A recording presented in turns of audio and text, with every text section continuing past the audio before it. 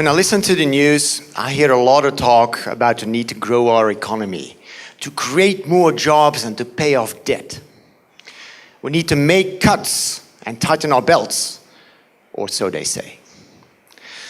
I'm here to tell you something different. The solutions on the table today don't even come close to solving the real problem. Imagine we create an economy from scratch.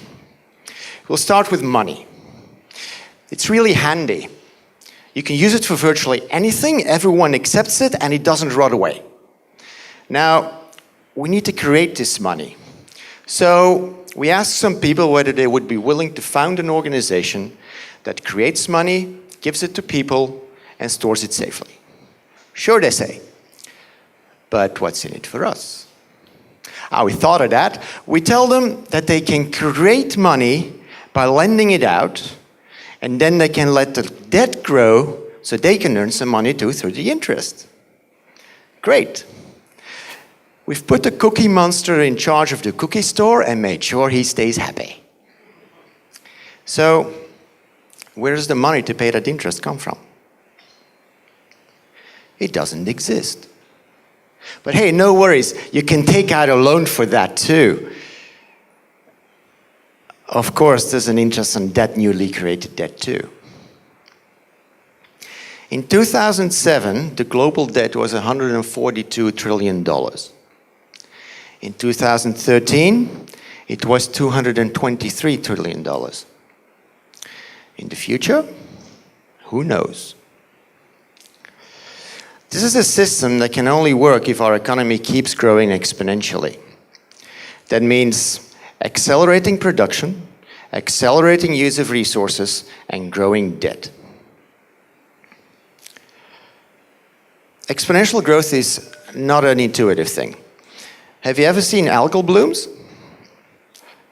They happen when algae go into an exponential growth rate, doubling their population in mere hours. Take a pond that has enough nutrients to sustain 1 billion algae cells. We start with 1 cell, and we double the population every 8 hours. After 4 days, we have about 2,000 cells. After 7 days, we have a little more than 1 million. After 10 days, we have more than 500 million cells, and 8 hours later, the pond contains more cells than it can sustain, and we have an algal crash, killing the algae due to a lack of nutrients. If we increase the nutrients 1,000-fold, we buy ourselves a little more than 3.5 days, making it virtually useless.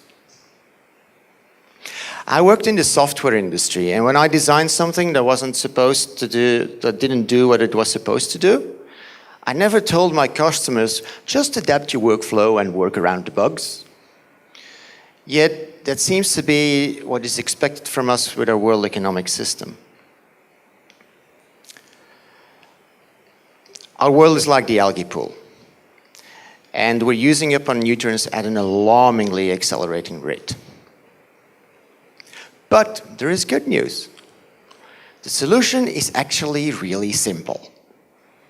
Reset global debt to zero, get rid of interest, and take the power to create money away from banks. We created our economic system, we can also change it. Worldwide, there are already thousands of complementary currency systems in use that do not use banks and that do not use interest. These are the ones that are registered, and there are many more. As participants of the global economy, we are all part of the problem. The question is, do we have what it takes to be part of the solution?